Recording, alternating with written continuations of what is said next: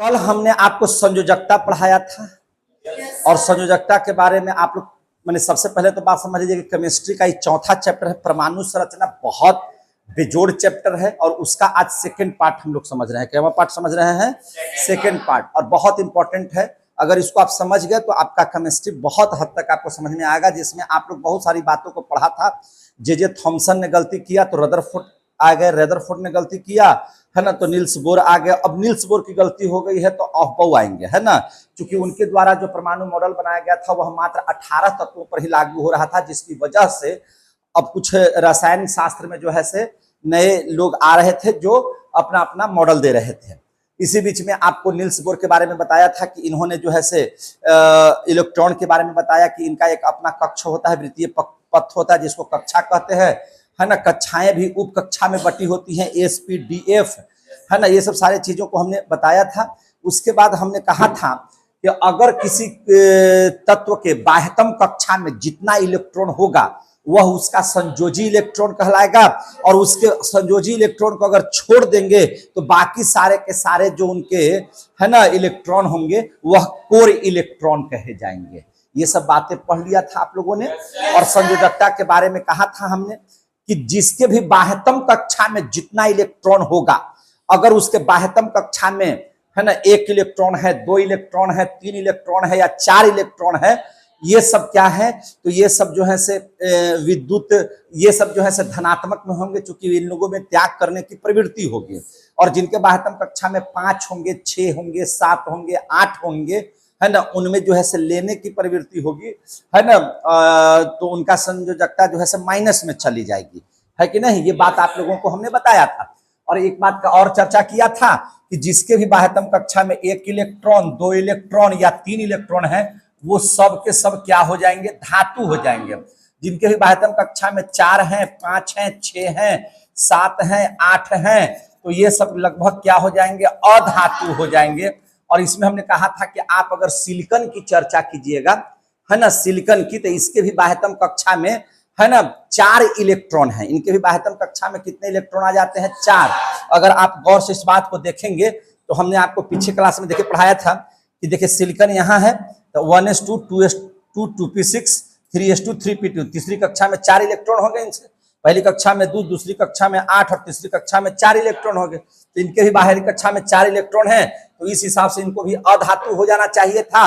लेकिन कभी कभी आप लोगों को बात मानना है कि कुछ जो है से 4 वाले जो है ना बाह्यतम कक्षा में जिनके 4 इलेक्ट्रॉन है ना, वो क्या हो जाते हैं? उपधातु। और सिलिकॉन इसीलिए क्या है? इसमें उपधातु है। इसके बाह्यतम कक्षा में 4 इलेक्ट्रॉन है, इसके बावजूद भी यह अधातु न होकर के क्या हो जाता है? उपधातु।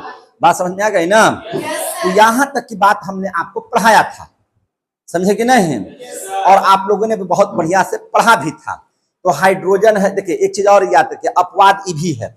हमने कहा था कि जिसके बाह्यतम कक्षा में 1 इलेक्ट्रॉन हो या 2 इलेक्ट्रॉन हो या 3 इलेक्ट्रॉन हो, वो सब के सब धातु होंगे। लेकिन बाबू है ना, एक चीज समझ लीजिए, हाइड्रोजन के भी बाह्यतम कक्षा में 1 इलेक्ट्रॉन है, हीलियम के भी बाह्यतम कक्षा में 1 इलेक्ट्रॉन है। तो इसको यहां से याद रखिएगा। अपवाद में क्या लिख देंगे? इसमें हाइड्रोजन और हीलियम, इन दोनों के बाह्यतम कक्षा में इसका 1 और इसका 2 इलेक्ट्रॉन है, और इसको इस मुताबिक धातु होना चाहिए था, लेकिन 1 और 2 होते हुए भी क्या है?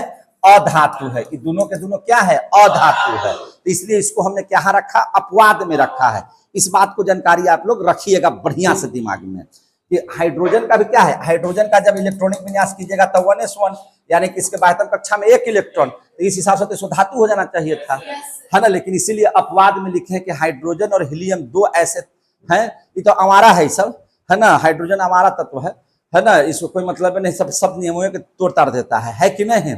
इसलिए इसको आवारा तत्व ही कहते हैं, है ना, बेगाना है ये। तो इसलिए जो है ये याद रखिएगा, ये तीनों चीज को याद रखिएगा, ठीक है। हाइड्रोजन, हीलियम बाह्यतम कक्षा में 1 या 2 इलेक्ट्रॉन होते हुए भी अधातु है, और सिलिकॉन 4 होते हुए भी क्या है? अधातु न होकर के यह उपधातु है। समझ में आ गई बात? अब सीधा सीधी हम लोग आ जाते हैं। मैंने कहा था कि नील्स बोर की गलती को सुधारने के लिए आएगा, है ना, ऑफ बाउ प्रिंसिपल। क्या आएगा? ऑफ बाउ नियम। उसका ऑफ बाउ का नियम आएगा। किसका नियम आएगा? ऑफ बाउ का। तो जरा सा हम लोग उसको गौर कर लेते हैं, ऑफ बाउ को।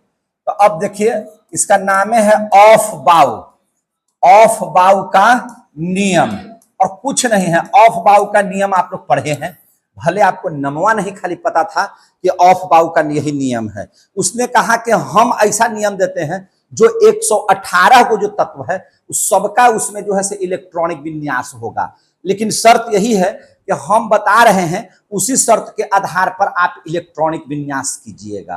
तो आप लोग भी समझ लीजिए, इन्हीं का नियम से हम लोग 118 तत्व का क्या करते हैं, इलेक्ट्रॉनिक विन्यास करते हैं। ये जानकारी आपको होनी चाहिए। कैसे, उससे ध्यान समझिएगा। इन्होंने कहा कि हम बना जो दे रहे हैं उसके अनुसार आप खाली खाली सजा दीजिए, क्लियर हो गया। ये मत हिसाब दीजिए कि कौन का है इधर आ गया, का है उधर आ गया। ये अगर करना होगा तो हमको इंटर में आपको प्रवेश कराना होगा। इसमें प्रवेश कराना होगा इंटर के क्लास में, जबकि 9वां क्लास में इसको भी नहीं पढ़ना है। मैंने पहले ही बताया है कि ऑफ बाउ का नियम आपको नहीं पढ़ना है, लेकिन आप लोगों का तेज होने की वजह से थोड़ा सा खाली बता करके निकल जा रहे हैं, है कि नहीं? तो इसलिए जो है आप ध्यान से समझिएगा। देखिए इन्होंने कहा कि सबसे पहले इलेक्ट्रॉन को कहां ले जाइए, 1s में, फिर कहां ले जाइए, 2s में 2 गो है, 2s 2p हो जाएगा। इस तरह से एक संरचना बनाइए, 3s 3p और 3d। और कहा क्या चीज कि 4s, सब उप। देखिए सबसे पहले देखिए 1 का मतलब हो गया कक्षा, पहली कक्षा का, और s हो गया उप कक्षा। दूसरी कक्षा का s और p, तीसरी कक्षा का s p d, चौथी कक्षा का 4s 4p 4d 4f, पांचवी कक्षा का 5s 5p है ना, 5d 5f। इसके बाद देखिए 6x 6p 6d, फिर क्या है 7s 7p। बोला कि इतना ही में 118 नहीं, 118 से भी दोगुना अगर मान लीजिए कि उससे भी ज्यादा अगर तत्व रहेंगे तो आसानी से आप इतना ही के अंतर्गत में सजा लीजिएगा। सबसे पहले ऐसे लिखिए इसको। बोला कि ठीक है, लिखा जाता है। अब कहा कि जैसे जैसे तीर चलेगा वैसे वैसे जो है ना, जैसे जैसे हम तीर चलाएंगे वैसे वैसे जो है खाली इलेक्ट्रॉन को भरिएगा। सबसे पहला तीर चला इधर, देखिए ऐसे चला, पहला तीर हो गया, यानी कि सबसे पहले इलेक्ट्रॉन को आप 1s में रखिए। अब दूसरा तीर चला तो उसके बाद 2s में जाएगा। अब तीसरा तीर चला, देखिए यहाँ, तो अब 2s के बाद 2p में जाइएगा, तब 3s में आइएगा। और तब कहा कि आप तीसरा के बाद चौथा तीर चलाइए, तो चौथा तीर ऐसे चला, देख रहे हैं ना कैसे कट रहा है से। जो 3p के बाद 4s में जाएगा, नहीं कि 3p के बाद 3d में चल जाइएगा, नहीं, 3p के बाद इलेक्ट्रॉन कहाँ जाएगा, 4s में। और इसके बाद जो है तीर ऐसे चला है ना, चौथा था, पांचवा तीर था। अब बोला कि 3p के बाद आपको कहाँ जाना है, 4s में। जैसे चूंकि तीर ऐसा रहा, तीर किसको भेज रहा है, 3p के बाद 4s को। अब 4s के बाद आपको जाना है कहाँ, 3d में, और 3d के बाद कहाँ जाना है, 4p में, 4p के बाद कहाँ जाना है, 5s में। उसके बाद आपको आना है यहाँ पे ऐसे, फिर 4d में, 5p में, 6x में, और फिर बोला कि आपको इसमें आ जाना है, समझे कि नहीं, 7वां तीर। और ई चलेगा से क्या तीर हो जाएगा, 8वां। ई कहा कि भैया आप जितना बड़ा से बड़ा इलेक्ट्रॉन है, बड़ा से बड़ा तत्व है ना, जिसकी संयोजक, जिसका जो है से परमाणु संख्या ज्यादा है, जिसमें इलेक्ट्रॉन की संख्या ज्यादा है, आप करके देख लीजिए, सब बन जाएगा। तो बोला कि हाँ ऐसा बात, तो जी ऐसा बात है कि नहीं। और उसके अंतर्गत जो है मान के चलिए कि कोई बड़ा सा तत्व हम जिसका परमाणु संख्या कुछ बड़ा लीजिए ना, जरा सा, जैसे हम लोहे को ले लेते हैं, जरा सा, तो 18 तक बताया था, हम लोहा को ले लेते हैं और समझाने का हम प्रयास करते हैं। अगर आपके पास दिमाग होगा तो आप निश्चित तौर पर समझ जाइएगा, और नहीं दिमाग होगा तो हम क्या करेंगे, आपका हम डॉक्टर थोड़ी हैं, हम तो टीचर हैं, है कि नहीं। तो हमको पढ़ाना काम है, अब आपको समझना काम है। लेकिन फिर भी हम कोशिश करते हैं कि कमजोर से भी कमजोर बच्चा आसानी से सीख जाए। अगर ये आप सीख रहे हैं तो आप कमजोर हैं ही नहीं। सबसे पहले इस बात को समझिए, अगर इस सब बातों को अगर आप जान रहे हैं, मेरी बातों को समझ रहे हैं और सीख जा रहे हैं, तो आप कमजोर नहीं हैं। और कितने बच्चे सीख रहे हैं, जरा हाथ खड़ा करना तो जरा देखें, तो आप कमजोर नहीं है, अपने आप को कमजोर नहीं मानना है, समझे कि नहीं। अब देख लीजिए, जैसे हमने कहा कि लोहा को, तो लोहा का परमाणु संख्या कितना है, 26, मतलब यह है कि इसमें इलेक्ट्रॉन की संख्या कितना है, 26। अब इसको बैठा दीजिए, इलेक्ट्रॉन को सजाना है। कैसे सजाएंगे, देखिए ध्यान से। सबसे पहले कहाँ इलेक्ट्रॉन जाएगा, पहली तीर कहाँ चला, 1s में, और s कहता है कि हमको 2 को दे दीजिए, हो गया 1s2। अब देख लीजिए, उसके बाद कहाँ जाएगा इलेक्ट्रॉन, 2s में, तो s कितना रखेगा, 2 को, तो आप 26 में से 4 इलेक्ट्रॉन रख लीजिए, 4 इलेक्ट्रॉन सजा लिए। अब 2s के बाद इलेक्ट्रॉन कहां जाएगा? 2p में। कहां जाएगा? 2p में। और p कहता है कि हम मैक्सिमम कितना इलेक्ट्रॉन रखेंगे? 6। s के पास 2, p के पास 6, d के पास 10, f के पास 14 इलेक्ट्रॉन रहते हैं कि नहीं रहते हैं? कल ही पढ़ा दिए थे इस चीज को। अब देख लीजिए 2p के बाद इलेक्ट्रॉन कहां जाएगा? 3s में। और s क्या को रखेगा? 2। आपने 26 में से कितना इलेक्ट्रॉन सजा लिया था? 6 4 10 2 12 गो। क्या को सजा लिए? 12 गो। अब देखिए 3s हो गया। अब 3s के बाद चौथा तीर चलेगा तो कहां जाएगा? 3p में। तो p क्या को रखेगा? 6। फिर 4s में, तो 4s क्या को रखेगा? 2। देख रहे हैं कि नहीं देख रहे हैं? मजा आ रहा है बनाने में? अब आप कितना इलेक्ट्रॉन रखे? 4s के बाद कहां जाएगा इलेक्ट्रॉन? पांचवा तीर 3d में। कहां जाएगा? 3d में। बात समझ में आ गई? अब देख लीजिए आपने कितना इलेक्ट्रॉन रख लिया है? 2 2 4 6 10, 2 2 4 6 10, 10 10 20 इलेक्ट्रॉन। अब यहां है 6 इलेक्ट्रॉन और डी मैक्सिमम रख सकता है 10 गो। डी रख सकता है 10 गो, जरूरत है 6 गो के। तो इसका माथा पर 6 बैठाइए, इलेक्ट्रॉनिक विन्यास पूरा हो गया कि नहीं? अगर इस समझ में आ गया तो इलेक्ट्रॉनिक विन्यास पूरा हो गया। आ रहा समझ में? हाँ। अब देख लीजिए किस, अब एक और को लाइए ना, देखिए ना, मान लिया जाए कि जिसकी और बड़ा बनाइए और 26 से भी बड़ा ले जाइए। देखिए ना उसमें लिखवाए होंगे तो परमाणु संख्या है ना। अब किसका ले लें बताइए? किसी का जैसा जिसका बोलिएगा वैसका ले लेंगे। इसमें तो 20 तक लिखवाए थे। देखे देखे जरा सा, किसी का हम लेकर के दिखाते हैं। इसमें दिया हुआ है क्या? कहाँ दिया हुआ है? जैसे देखिए टंगस्टन का है 74। टंगस्टन का कितना है? 74। इसका इलेक्ट्रॉनिक विन्यास किया जाए? बोलिए। चलिए 74 का हम लोग करते हैं। देखिए ध्यान से, टंगस्टन है ना, कितना है? 74। टंगस्टन का कितना है? 74। कर दिया जाए? पूछो नहीं करना है मेरे भाई, जरा सा देख लीजिए। आपको यहां तक तो हो गया। देखिए तो जरा सा यहां तक लाइन खींच दिए का मतलब क्या हो गया कि जितना लोहा का होता था तो कर दिए। यहाँ 3D के जगह पर क्या रख दीजिएगा? 10। 3D कितना हो जाएगा? 10। नहीं समझे? इसको हम बनाइए देते हैं शुरू से। देखिए, अरे भैया यहां तक तो में कोई दिक्कत है? जितना है हूबहू लिखिए ना। हो गया इतना तक? कितना इलेक्ट्रॉन सजा लिए? तो 10 यहाँ और 10 यहाँ, 20 और 10 30। सज गया कि नहीं सज गया? जल्दी से बताइए। अब 3D के बाद इलेक्ट्रॉन कहाँ जाएगा? 4p में। तो 4p कितना रख दीजिएगा? 6। 5s कितना रखेगा? 2। अब इसके बाद कहाँ जाइएगा? 4d में। d कितना रखेगा? 10। उसके बाद 5p कहाँ जाएगा? 6। ये कहाँ जाएगा? 6s2। समझ में आ रही है बात आप लोगों को? अब देख लीजिए कितना इलेक्ट्रॉन हो गया। तो खाली इसे रखने से नहीं ना होगा, हमको इलेक्ट्रॉन सजा। देखिए यहाँ हो गया 10 10 20 10 30, 30 10 40, 40 और 8 48, 48 और 8 56। 56 इलेक्ट्रॉन आप सजा लिए। अब हमको 74। अभी आगे बढ़िए। 5p के बाद 6s में, 6s2 हो गया। अब इसके बाद 4f में। 4f कितना रखेगा? 14। तो अब यहाँ 56 और 14 कितना हो गया? 6 4 10, 5 1 6 1 7, 1 3 70। अब हमको 4 इलेक्ट्रॉन रखना है। 4f के बाद कहां जाएगा इलेक्ट्रॉन? 5d में। कहां जाएगा? 5d में। तो अब देखिए कितना और चाहिए इसको? 70 के बाद 4। तो यहाँ इलेक्ट्रॉन कितना हो जाएगा? 4। आ गया समझ में? क्लियर हो गए? इलेक्ट्रॉनिक विन्यास करने में कोई भार है? हम आपको टास्क दे रहे हैं, 1 से लेकर के 118 तत्वों का इलेक्ट्रॉनिक विन्यास आपको ऐसे ही कर लेना। कोई दिक्कत?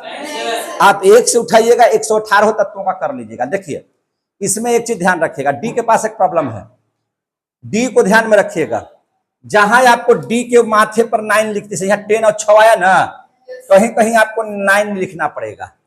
तो ये कहता है कि हमको 9 कहे लगी दीजिएगा, एक 10 कर दीजिए, है कि नहीं? और पीछे जो है बगलवा में एस वाला रहेगा। क्या रहेगा? एस। तो जिसके जैसे यहाँ बगलवा में एस नहीं है, तो 4s2 है ना, तो इसको कर दीजिएगा 4s1 और 3d 10। 9 न करके इसको क्या कर दीजिएगा? 3d 10। जैसे एक बात आप समझिए बढ़िया से, हम आपको एक उदाहरण और दे रहे हैं, इस पर हम समझाने की कोशिश कर रहे हैं। जैसे आप याद रखिएगा, अगर मान के चलिए कि कॉपर को देखिए ध्यान से। किसको देखिए ध्यान से? कॉपर को। तो कॉपर को पढ़िएगा तो कॉपर का है 29, कॉपर का कितना है 29। आप आराम से देखिए बनाइएगा, देखिए 1s2 2s2 2p6 3s2 3p6 4s2 3d9 आएगा। कितना आएगा 3d9, जोड़ लीजिए 6 4 10 और 6 4 10 10 10 20 और 9 29 हुआ ना 29। अब यहाँ पे आप लोग क्या कीजिएगा, डी जो है से ज्यादा भूखायल रहता है, ठीक है ना।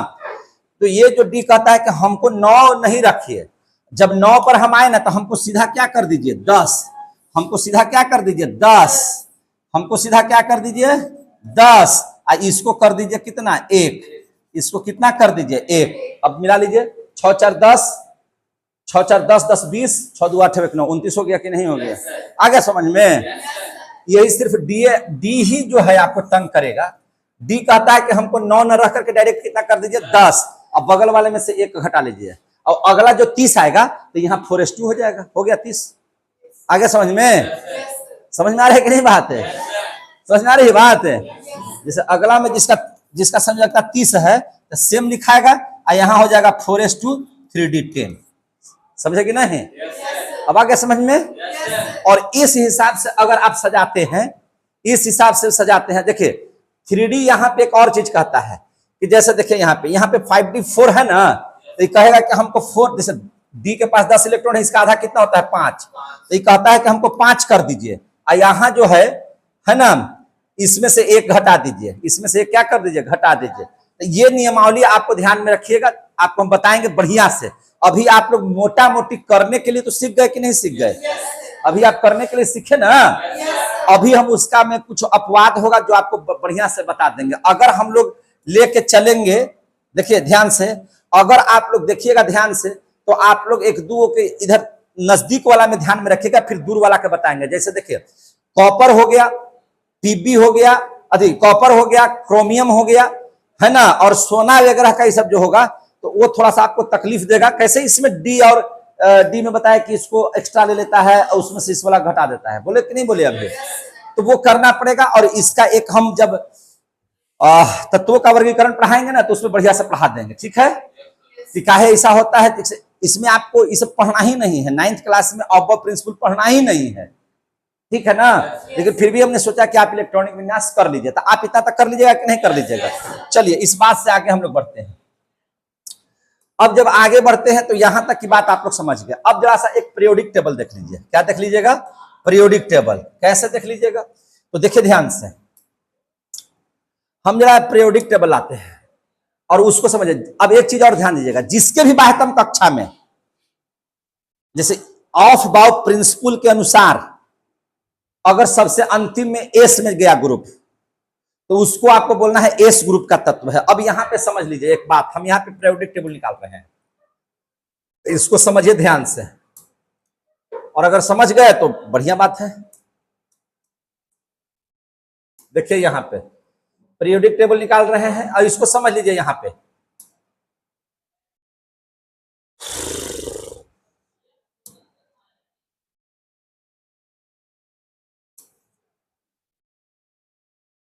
देखिए सपोज दैट पीरियोडिक टेबल है आपके सामने, है ना रखा हुआ, देखिए ध्यान से, ये पीरियोडिक टेबल है। तो आप देखिए यहां पे पीरियोडिक टेबल जो बनाया जाता है, इसको ध्यान से देखिएगा, इसमें जो वर्ग होते हैं उन वर्गों की संख्या आपको 18 होगी। कितना होगा 18। देखिए कैसे से, किसी भी पीरियोडिक टेबल में 18 वर्ग हैं और 7 आवर्त हैं।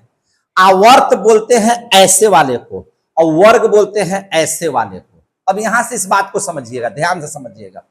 आप पीरियोडिक टेबल निकाले हैं तो पीरियोडिक टेबल में इस बात को बहुत अच्छे से समझिए कि वर्गों की संख्या कितनी है 18। आप देखिए कौन कौन से वर्ग हैं, देखिए यहां पर 1 लिखा हुआ है, ये पहला वर्ग है, देख रहे ना। तो आपको पूछा जाएगा कि पहला वर्ग में कितने तत्व है, hydrogen, lithium, sodium, potassium, rubidium, caesium, francium. इसके बाद ठीक देख लीजिएगा दूसरा वर्ग है, तीसरा, चौथा, पांचवा, छठा, सातवां, आठवां, नौवां, 10वां, 11, 12, 13, 14, 15, 16, 17, 18। वर्गों की संख्या कितनी होती है 18। कितने बच्चों को आ गया, याद रहेगा पीरियोडिक टेबल में कितने वर्ग पीरियोडिक टेबल का मतलब होता है आवर्त सारणी। क्या बोलते हैं इसको? आवर्त सारणी। इसमें किसी भी आवर्त सारणी में कितने टेबल हैं? 18। ये भी हम पढ़ाएंगे विस्तृत रूप से, अभी हम सिर्फ जो बता रहे हैं उतना ध्यान से देखिएगा। और आवर्त, आवर्त बोलते हैं ऐसे वाले को। तो देखिए पहला आवर्त में तत्व हो गया हाइड्रोजन, और इसी के जस्ट सामने आप चलिएगा तो हो जाएगा इधर हीलियम। आगे समझ में? पहला आवर्त। दूसरा में देखिए लिथियम बेरिलियम, यहां देखिए boron carbon nitrogen oxygen fluorine neon, ये हो गया दूसरा आवर्त। अब देखिए तीसरा आवर्त, चौथा आवर्त, पांचवा आवर्त, छठा आवर्त, सातवां आवर्त। आगे समझ में? तो किसी भी पीरियोडिक टेबल में वर्ग कितने होते हैं? 18। 7 वर्ग 18 को ना जी, और आवर्त कितना? 7। समझ में आ गया बात? अभी जो आप लोगों ने कहा सेक्शन पढ़ा, जो आप लोगों ने उप कक्षा के बारे में जिसके ने आपने ध्यान दिया, सबसेल के बारे में, तो सबसेल कितना है? 4। SPDF यही ना पढ़े? तो अभी देखिए एकदम आराम से समझिए कि एस वाला ब्लॉक कौन है, डी वाला ब्लॉक कौन है, पी वाला ब्लॉक कौन है। देखिए अब आप ध्यान से समझिएगा, ये जो दो गो लाइन देख रहे हैं, दो गो जो वर्ग देख रहे हैं, ऐसे ये दो वर्ग जो है से एस ब्लॉक के तत्व हैं। यानी कि जब इसका इलेक्ट्रॉनिक विन्यास कीजिएगा, जब इन लोगों का इलेक्ट्रॉनिक विन्यास कीजिएगा तो अंतिम में देखिएगा सब में एस पर खत्म होगा। जैसे हाइड्रोजन को देखिए 1s1 एस पर खत्म हुआ, हीलियम खत्म होगा आपका, देखिएगा हाइड्रोजन हीलियम उधर चला गया है ना, एक हाइड्रोजन हीलियम 1s2 इसका भी हो जाएगा, उसको छोड़ दीजिएगा। इन लोग दोनों को तो पहले ही बता दिए। लिथियम का कीजिएगा है ना, तो लिथियम का कीजिएगा तो कैसे खत्म होगा? 1s2 और 2s1 एस पर आ गया। तो जो इलेक्ट्रॉनिक विन्यास करने पर है ना, जो जहां पे खत्म होगा, जैसे एस पर या पी पर या डी पर या एफ पर खत्म होगा ना मेरे भाई, हैं? तो अब जितना भी खत्म होगा तो उसको हम लोग बोलेंगे है ना एस ग्रुप का। अभी हमने लोहा बनाया था जिसमें 3D6 अंतिम में लिखा था, तो सर लोहा को तो डी ब्लॉक में होना चाहिए। तो देखिए लोहा एफ ही यहां है, और देखिए इसको कहेंगे डी ब्लॉक, है कि नहीं है? आ रहा है समझ में? अगर उसकी समाप्ति पी पर हो जाए, किस पर हो जाए? पी पर हो जाए, तो अगर उसकी समाप्ति पी पर हो जाएगा तो ध्यान से समझिएगा वह हो जाएगा आपका इधर वाला पी ब्लॉक। तो अब आप समझिए ये दो गो लाइन जो है से एस ब्लॉक, यहां से देखिए 13 से लेकर के 18 तक जो है यह है पी ब्लॉक। समझे कि नहीं? वर्ग 1 और 2 एस ब्लॉक। समझ में आ रही बात? और 13 से लेकर के 18 तक पी ब्लॉक। तो कौन ब्लॉक? P block. और 3 से लेकर के 12 तक डी ब्लॉक। 3 से लेकर के 12 तक डी ब्लॉक। यहां तक समझ गया? एएसपीडी समझ गया? अब देख लीजिए, जब आप पूरा पीरियोडिक टेबल को ध्यान से देखिएगा, और ध्यान से देखने के बाद अगर आप आ गए बेरियम के पास, तो बेरियम के ठीक बगल में लिखा हुआ है लेंथेनाइट्स। लिखा हुआ है क्या? लिखा हुआ है लेंथेनाइट्स। तो दो ग्रुप होता है जो नीचे लिखा हुआ है, लेंथेनाइट्स और एक्टेनाइट्स। क्या लिखा हुआ है? लेंथेनाइट्स और एक्टेनाइट्स। तो लेंथेनाइट की शुरुआत है 57 से। कहां से शुरुआत है? 57 से। और कहां तक है? 71 तक। तो आप देखिए यहां पे एले, यहां देखिए 57, 58, 59, 60, 61, 62 से लेकर के यहां देखिए कहां तक है? 71 तक। तो इसको चूंकि 57 में लेंथेनाइड है तो उसके लिए एक अलग ग्रुप बनाया गया। और जब 89 में आइएगा तो आपको मिलेगा एक्टेनाइट्स। क्या मिलेगा? एक्टेनाइट्स। तो जहां से शुरू होता है उसी के नाम से इस ग्रुप का नाम रखा गया लेंथेनाइट्स और एक्टेनाइट्स ग्रुप। समझे कि नहीं? तो 89 से लेकर के कै तक? 103 तक। तो जब 57 से लेकर के 71 तक यह हो गया लेंथेनाइट्स, और 89 से लेकर के 103 तक ये हो गया एक्टेनाइट्स। इन दोनों को कहा गया एफ ब्लॉक। देखिए यहां लिखा हुआ है एफ ब्लॉक। क्योंकि जब इन लोगों का इलेक्ट्रॉनिक विन्यास कीजिएगा तो इसका सब के सब खत्म होगा कहां? एफ पर जाकर के। कहां पे खत्म होगा? एफ पर। तो ऑफ बाउ नियम के अनुसार, फिर से समझिए, ऑफ बाउ नियम के अनुसार जिसकी समाप्ति जहां पर होगी, समझे कि नहीं, वह उसी ब्लॉक का तत्व हो जाएगा। चलिए अब आप इलेक्ट्रॉनिक विन्यास तो किए थे कल 20 तक, अब उसके अनुसार समझिए, हाइड्रोजन कहां समाप्त हो रहा है? तो एस ब्लॉक में है। इसके बाद बताइए, अभी इसको हटाइए अभी, उसके बाद बताइए लिथियम कौन ब्लॉक में है? तो एस ब्लॉक में है। उसके बाद बताइए बेरिलियम कितना पर? S block. चलिए बेरिलियम है ना, आए हाँ। अब कितना क्या है? बोरोन। तो बोरोन कहां समाप्त हो रहा है? पी पर। तो आप देखिए बोरोन आपको मिलेगा पी में। हाँ बोलिए, इलेक्ट्रॉनिक में देखिए कल है किए हैं आप, उसी से मिला लीजिए। नाइट्रोजन का बताइए लास्ट में कितना है? 2p3 पर खत्म नाइट्रोजन। हाँ नाइट्रोजन क्या है? 2p3 पर खत्म हुआ। तो आप देखिए ना नाइट्रोजन है ना पी ब्लॉक में, देखिए ना पी के सामने है कि नहीं है? हाँ आ रहा है समझ में। अब सोडियम बताइए, एस में होगा खत्म। तो देखिए तो सोडियम यहां है एस में। और बताइए मैग्नीशियम कितना पर? 3s2। तो एस ब्लॉक में होगा मैग्नीशियम। तो मैग्नीशियम देखिए एस ब्लॉक में है। समझ में आ रही बात? अब आपको समझ में आया कि इलेक्ट्रॉनिक विन्यास हमारे लिए जरूरी है कि नहीं है? आपको अगर इलेक्ट्रॉनिक विन्यास करने आ गया तो आपको कौन पॉजिटिव कौन नेगेटिव ये समझ में आएगा।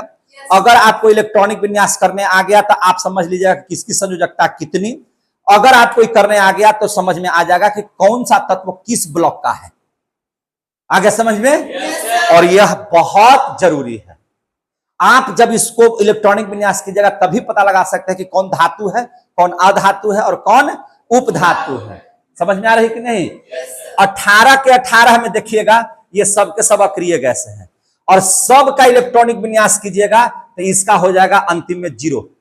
क्या हो जाएगा? 0। मैंने इसकी संयोजकता कितना हो जाएगी? 0। सबके बाह्यतम कक्षा में 8 इलेक्ट्रॉन आ जाएगा। ठीक है ना? इसको किसी से न लेना है ना देना है।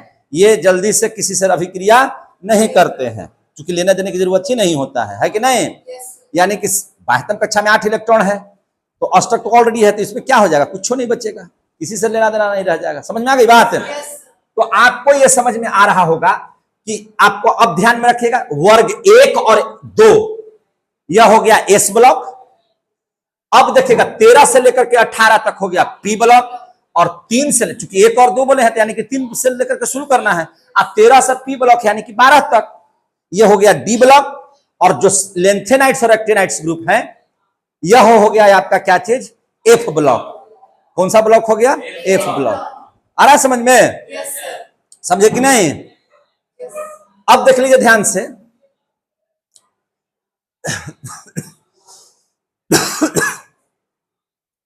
अभी आप लोग पढ़ रहे थे, देखिएगा ध्यान से, अभी आप लोग पढ़ रहे थे टंगस्टन के बारे में, डब्ल्यू के बारे में। और कहां पर समाप्त हुआ था? डी ब्लॉक पर समाप्त हुआ था। समाप्त हुआ था ना? तो देखिए डब्ल्यू कहां होगा? यह देखिए है ना, डी ब्लॉक में है ना। अब समझ में आ गया सब कुछ कि S block, P block, D block और एफ ब्लॉक क्या है। अभी पीरियोडिक टेबल हम समझा नहीं रहे, आपको यहां दिखाने का काम किए थे। आपसे कोई पूछेगा कि पीरियोडिक टेबल में आवर्त सारणी में कितना आवर्त है तो 7, कितना वर्ग है तो 18, कितना वर्ग है 18, और सब किसमें बटा हुआ है? एस, पी, डी और एफ में। क्लियर हो गया? समझ में आ गई बात? कहीं से कोई दिक्कत है तो हमको बताइए। यहां तक की मैटर समझ में आ गया। चलिए अब आगे आगे बढ़े। मजा आ रहा है? और कितना बोले हैं? 1 से लेकर के 118 तत्वों को इलेक्ट्रॉनिक विन्यास का जहां जहां गड़बड़ाएगा ना वही हम सिखा देंगे और उसको घेर लीजिएगा कि यहाँ पे दिक्कत है, उसी को देखिएगा ध्यान से खाली, बाकी तो आप बनाइए लीजिएगा। इतना सरल है ना कि 118 को छू मंत्र से आप लोग सीख जाइएगा। खाली आप बना करके तो ले आइए ना और उसी में हम आपको घेरा लगा देंगे, हो गया कहानी खत्म। समझे कि नहीं? पीरियोडिक टेबल आपका कंप्लीट। और जब पीरियोडिक टेबल कंप्लीट तो सब कंप्लीट। धातु धातु भी एकदम ऐसे ऐसे याद कीजिएगा। उपधातु तो ऐसे ही याद करा देंगे ट्रिक से खाली, लेकिन अभी इसमें पढ़ना ही नहीं तो क्या करें हम, है कि नहीं? जिसका जहां उपयोग होता ही ना करेंगे हो। अरे हसुआ के ब्याह में अगर खुरपी के हम गीत गाने लगे तो मजा नहीं ना आएगा। क्योंकि वीडियो बन रहा था, कहा कि इनको पता पढ़ाना था परमाणु संरचना, पढ़ा रहे पीरियोडिक टेबल, तत्वों की आवर्त सारणी पढ़ा रहे हैं तो नहीं ना मजा आएगा। सबका अपना अपना जगह ना है कि नहीं? जैसे मान के चलिए कि आपकी शादी विवाह होता, आपकी ना हो रही है, अब तो नहीं तो हम शेरवानी पहन के निकले, हम उतराने दुल्हा बन करके निकलेंगे तो क्या हमको बिहवा हो जाएगा उससे, है कि नहीं? तो भैया जिसका जिस दिन समय है उस दिन उसी का काम होगा। तो आज इसका समय था थोड़ा सा तो इस पर चर्चा कर दिया। मजा आया? आइए आगे। यहां तक की बात आप लोग समझ गए, वाह। अब ध्यान से समझिएगा क्या चीज।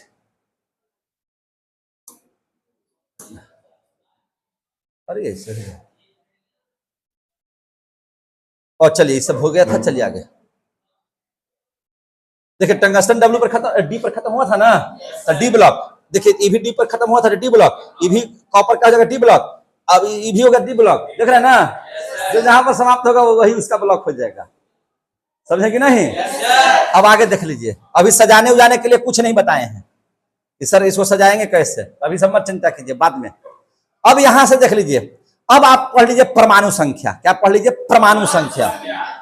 परमाणु संख्या क्या है? परमाणु संख्या, परमाणु संख्या जो हाइड्रोजन का 1, हीलियम का 2, लिथियम का 3 जो लिखते हैं से।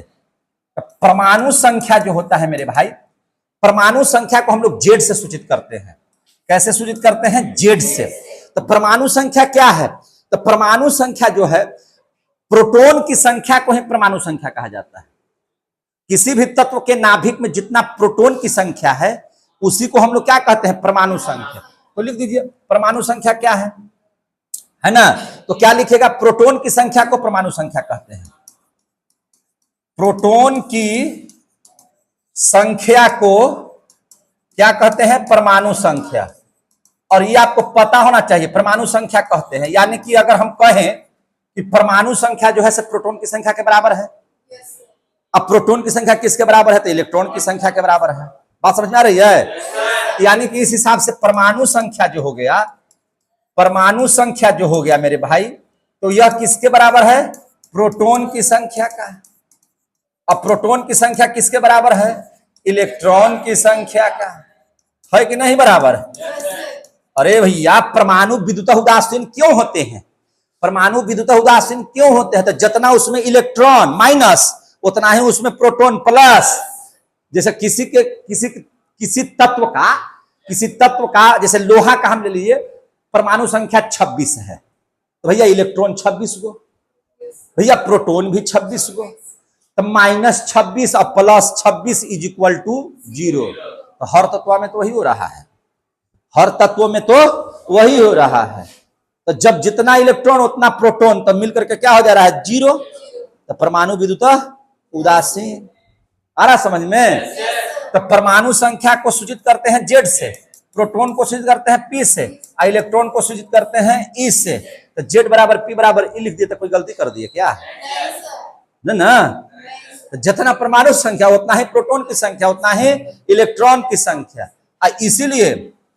इसीलिए प्रोटॉन क्या होता है? इसीलिए है ना, परमाणु क्या होता है? परमाणु उदासीन होता है। क्या होता है? उदासीन होता है।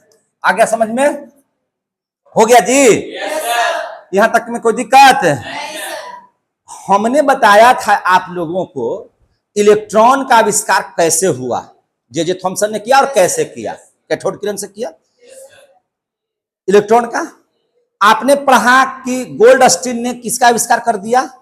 तो प्रोटॉन का। न्यूट्रॉन का बताए थे? नहीं याद है? तो जरा सा पढ़ लीजिए, है पढ़ी, क्या कोई दिक्कत है? तो अब हम जरा सा पढ़ाते हैं न्यूट्रॉन की खोज। तो न्यूट्रॉन की खोज किसने किया था? जोर से बोलिए। जेम्स चैडविक लिखा हुआ रहे या चैम्स चैडविक लिखा हुआ रहे, कोई जरूरी नहीं है। आप समझ जाइए कि वो चैडविक है कि नहीं है। तो न्यूट्रॉन की खोज किसने किया? जेम्स चैडविक ने। जेम्स चैडविक ने। हो गया? न्यूट्रॉन की खोज किसने किया? जेम्स चैडविक ने। कैसे खोजा? देखिए, कहा कि हम जानते हैं क्या जानते हैं कि किसी परमाणु का भार माने द्रव्यमान, किसी परमाणु का द्रव्यमान या भार, किसी परमाणु का भार, भारे को क्या कहा जाता है केमिस्ट्री में? द्रव्यमान। किसी परमाणु का भार कहां होता है? नाभिक में, रावण की तरह नाभिक में। किसी परमाणु का भार या द्रव्यमान कहां होता है? नाभिक में होता है। सोच रहा है जेम्स चैडविक, ठीक है ना? अब नाभिक में रहता है, कह रहा है कि अरे किसी परमाणु का भार कहां रहता है? नाभिक में। और नाभिकवा में कौची रहता है? प्रोटॉन। नाभिक में क्या रहता है? प्रोटॉन रहता है कि नहीं रहता है? तत्व के नाभिक में कौन सी चीज रहता है? प्रोटॉन। और वही कहता है कि परमाणु का भार नाभिक में होता है। तो हमको लगता है कि प्रोटॉन के भार को ही तो परमाणु भार कहा जाता है ना? यानी कि अर्थात क्या उसने सोचा कि प्रोटॉन के भार को ही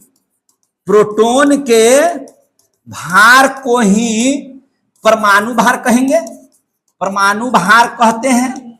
ये सोच रहा है, ये क्या कर रहा है? सोच रहा है कि जेम्स चैडविक। तो कहा कि जरा हम खोजते हैं, ये सब खोजोगे तो ये सब की बीमारी हम ही ने थोड़ी है कि ना है कि सेब गिर गया तो खा जाओ। न्यूटन है हम लोग? कैसे गिरा? नीचे ही काहे गिरा? उतना खाली आसमान था तो वहां काहे नहीं चला गया? पहले खाए तो हम लोग है कि नहीं? हम लोग रहते तो सोचते कभी, या आज भी सोचते हैं? नहीं, हम लोग तो खाली खाए के फेरा में रहते हैं कि नहीं रहते हैं? बोल। हाँ, लेकिन ये कहा दिमाग लगाया कि अरे किसी परमाणु का भार अगर नाभिक में होगा तो नाभिकवा में तो रहता है प्रोटॉन, तो प्रोटोनवे की वजह से ना भरवा है। तो अगर हम कहें कि प्रोटॉन का भार ना माने परमाणु के भार के बराबर है तो कोई गलत तो नहीं होगा। खोजने लगा तो देखा हाइड्रोजन का। किसका देखा? हाइड्रोजन। तो हाइड्रोजन का देखा जिसकी परमाणु संख्या कितनी होती है? 1। तो भैया 1 है तो इसमें तो प्रोटोनवा कै गो है? एगो। प्रोटोनवा कै गो है? 1। समझे कि नहीं? और वजन देखिए, परमाणु भार को ए से सूचित करते हैं। देखिए ध्यान से, परमाणु भार को किससे सूचित करते हैं? ए से। और परमाणु संख्या को जेड से। ये याद रखिएगा। तो इसमें जो ए है वो भी 1 है। बतिया सही है, बात क्या है? सही है। प्रोटोनवा 1 गो तो द्रव्यमान भी 1। दिमाग उसका कहा कि ओ यही ए हम लिख देते हैं जब बगल में मैंने भार। समझे कि नहीं? तो प्रोटोन 1 गो है तो भार 1 हो गया। बात सही लगता है कि है। अच्छा, एक आध गो पर आओ हम करके देखते हैं। ये किया हीलियम का। किसका किया? हीलियम का। तो हीलियम की परमाणु संख्या 2। तो भैया 2 गो है तो प्रोटोन भी कितना हो जाएगा? 2। वजन बोला कि एकदम 2 लिखे ना करकड़ा के, लेकिन वजनिया इसका बढ़ गया। 2 दूनी 4। कितना हो गया? 4। अब इसका दिमागवा कहा कि अरे कोई फिरकी का ले रहा है रे, ये जनियम खत्म हो गया। अगर प्रोटॉन के भार के बराबर अगर परमाणु का भार होता तो प्रोटॉन है 2 तो भार यहां होना चाहिए था 2। 4 है, फिरकी ले रहा है कोई। ये अब हम नहीं मानेंगे। अब कहा कि कुछ ना कुछ इसके अंदरवा में है, ज्यादा कोई चीज है। समझे कि नहीं? अगर प्रोटॉन 2 तो भार होना चाहिए था कितना? 2। यहाँ भरवा कितना है? 4। खोजो। अब उसको खोदने लगा। समझे कि नहीं? कांटी से खोद रहा है कि क्या है एकर अंदरवा में, है कि नहीं? एकर अंदरवा में क्या है? वो खोजना क्या किया? प्रारंभ कर दिया। समझे कि नहीं?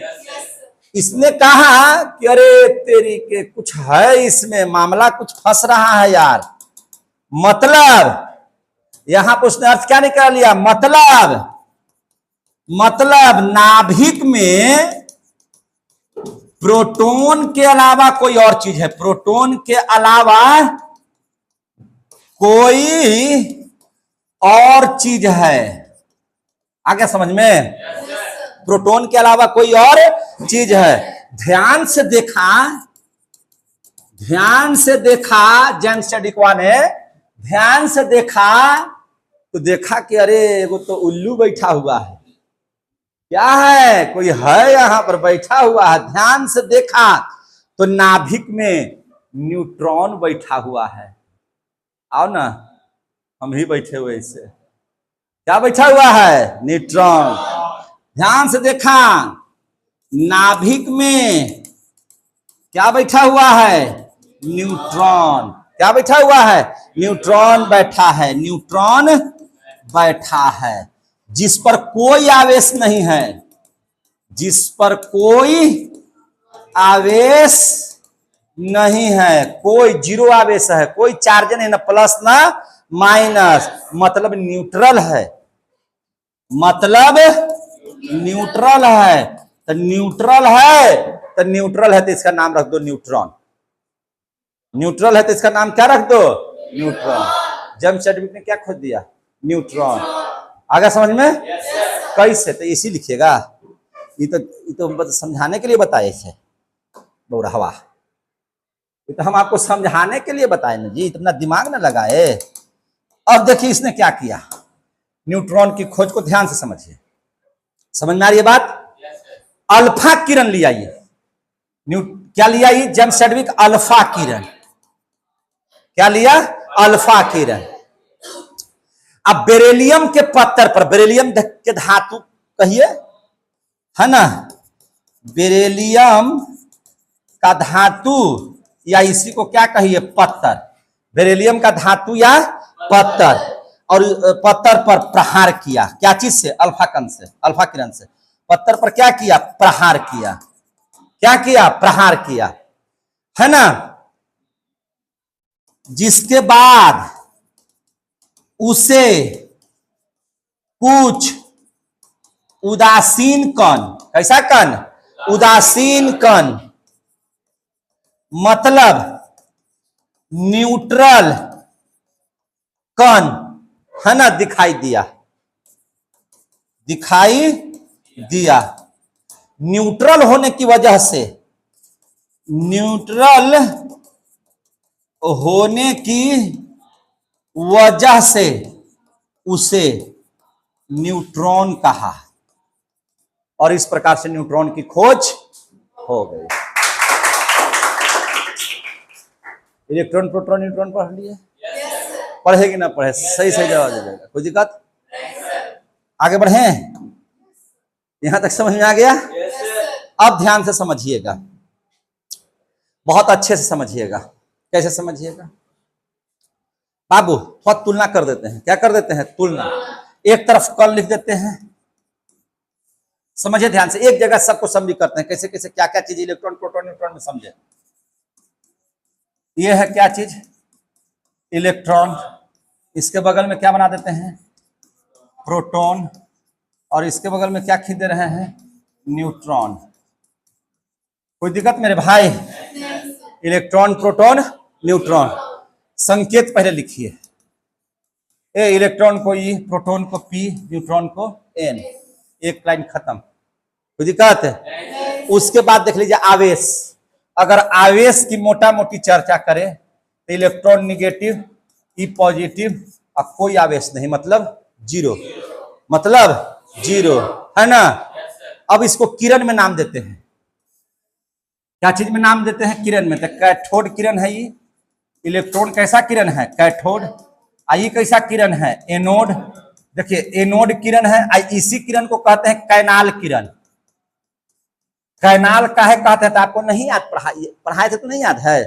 गोल्डस्टीनवा ने क्या किया था? कैथोडवा में छेद कर दिया था, और उसके पीछे क्या लगा दिया? जिंक का पत्थर। तो खोद दिया, मैंने उसको क्या किया? गोला बना दिया, मैंने उसको क्या? छेद दिया, कैनाल बना दिया। मैंने कैनाल इसी को ना बोलते, कनमा के छेदवा को ऐसे ऐसे ऐसे, तो कैनाल बना दिया। तो कैनाल बना दे, कैनाल किरण। कैनाल बना दे तो क्या हो गया? कैनाल किरण। आया समझ में? कोई बड़ा चीज है क्या कैनाल किरण? अरे भैया जी, मैंने इसमें होल कर दिया, यो होल हो गया, देखिए वहां पे, तो कैनाल है वो। क्या हो गया? कैनाल। तो कैनाल किरण हो गया। अब देख लीजिए, और न्यूट्रॉन को क्या, कैसा किरण कहा? तो आवेशहीन किरण। कोई आवेश नहीं है इसमें, तो इसको क्या कहेंगे? आवेशहीन किरण। आगे समझ में? अगर कोई पूछेगा खोज, कौन कौन खोजा?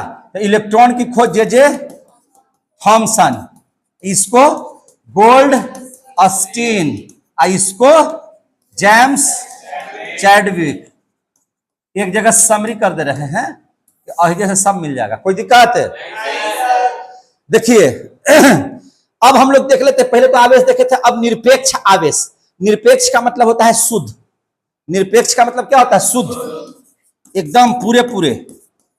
निरपेक्ष आवेश देख लीजिए। निरपेक्ष आवेश किसे कहेंगे? ध्यान से समझिएगा। निरपेक्ष का मतलब होता है शुद्ध, तो अब बताइए, अगर इलेक्ट्रॉन का निरपेक्ष आवेश कहेगा कितना, तो -1.6 गुना 10 के पावर 19 कूलम, इसका 1.6 गुना 10 के पावर -19 कूलम, प्लस में माइनस में कोई दिक्कत? जोर से बोलिए, एक पर कोई आवेश है तो जीरो। तो ये हो गया क्या चीज? निरपेक्ष आवेश। अब हम लोग सोचेंगे, है ना, सापेक्ष। क्या खोजेंगे? सापेक्ष आवेश। सापेक्ष और आपेक्षिक आवेश का मतलब क्या होता है, इसको समझिए ध्यान से।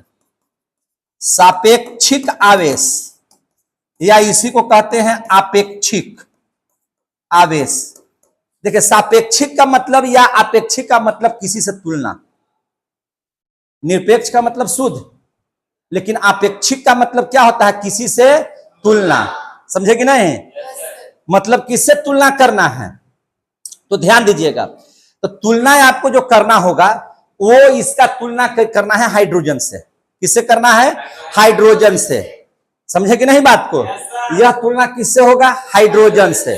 इन लोगों की तुलना किससे होगी? हाइड्रोजन से। तो इसका आवेश और पहले हाइड्रोजन का आवेश देख लीजिए, हाइड्रोजन पर आवेश, तो जो इसका आवेश है वही आवेश हो जाता है हाइड्रोजन का भी। किसका हो जाता है? हाइड्रोजन का भी। तो कोई आपसे पूछेगा कि हाइड्रोजन का आवेश कितना होता है, तो 1.6 गुना 10 के पावर -19 से। आ गया समझ में? अब इसको इससे काटिएगा तो -1, काटिएगा तो +1। समझ में आ रहा है बात? आ रहा है समझ में? तो ये भी आप लोग ऐसा सीख लिए, हाइड्रोजनों का आवेश इतना ही होता है। समझ में आ गई बात? तो इसी से तुलना हो गया, तो जिससे तुलना हो गया, जैसे ही तुलना हो गया तो अपेक्षिक या सापेक्षिक आवेश की तुलना कर रहे हैं, तो अपेक्षिक आवेश, सापेक्षिक आवेश। और निरपेक्ष आवेश का मतलब शुद्ध आवेश, जो उसका है ओरिजिनल। कितने बच्चे समझ गए? अरे तो इसी लिख करके दे देंगे, समझ में नहीं गई, -1 एक को चीज रटते रहिए जात भर। समझे कि नहीं? इसका करेंगे तो जीरो है तो जीरो है। समझ में आ रही है बात? बोलबे नहीं करता है इन लोग। समझ में आ गया बार? अब देख लीजिए, निरपेक्ष भार। निरपेक्ष भार मतलब शुद्ध भार। निरपेक्ष का मतलब क्या? शुद्ध। तो अब हम लोग पढ़ते हैं निरपेक्ष भार। क्या पढ़ लेते हैं? निरपेक्ष भार। तो निरपेक्ष भार अगर नहीं याद है तो याद कर लीजिएगा, कितना होता है? 9.11 गुना 10 के पावर -31 केजी। 9.11 गुना 10 के पावर -31 केजी। अगर इसको ग्राम में बदलिएगा तो 9.11 गुना 10 के पावर -28 ग्राम। तीन को हटेगा ना जीरो, या 1000 से गुना करेंगे तो क्लियर हो गया? बोल भी नहीं करता है यार। अगर आपसे कोई प्रोटॉन का पूछेगा तो कितना लिखिएगा? 1.67 गुना 10 के पावर -24 ग्राम। 1.67 गुना 10 के पावर -24 ग्राम। सबको ग्राम में बदल दिए, इसलिए इसमें में ग्राम में बदल दिए। ठीक है ना? समझ में आ गया बात? और अगर न्यूट्रॉन का है तो इसमें तो द्रव्यमान है ना, तभी ना उसका भरवा बढ़ा दिया है। तो द्रव्यमान तो होगा, इसलिए कि इसको जीरो मत कर दीजिएगा। समझे कि नहीं? भार तो उसमें है, ये है। तो भार कितना है? 1.67 गुना 10 के पावर -24 ग्राम। 10 के पावर -24 ग्राम। ये हो गया निरपेक्ष भार। कैसा भार हो गया? निरपेक्ष भार। तो निश्चित है कि अपेक्षिक भार भी होगा, सापेक्षिक भार भी होगा। तो आपेक्षिक या सापेक्षिक द्रव्यमान या भार, आपेक्षिक या सापेक्षिक भार देख लीजिए। भार का मतलब यहां द्रव्यमान। भार का मतलब क्या चीज? द्रव्यमान। आया समझ में? तो अब देख लीजिए जरा सा, इसका भार किससे तुलना होगा? हाइड्रोजन के भार से। किससे तुलना होगा? हाइड्रोजन के भार। हाइड्रोजन का भार, हाइड्रोजन का भार। तो याद रखिएगा 1.67 गुना 10 के पावर -24 ग्राम। इसका भी भार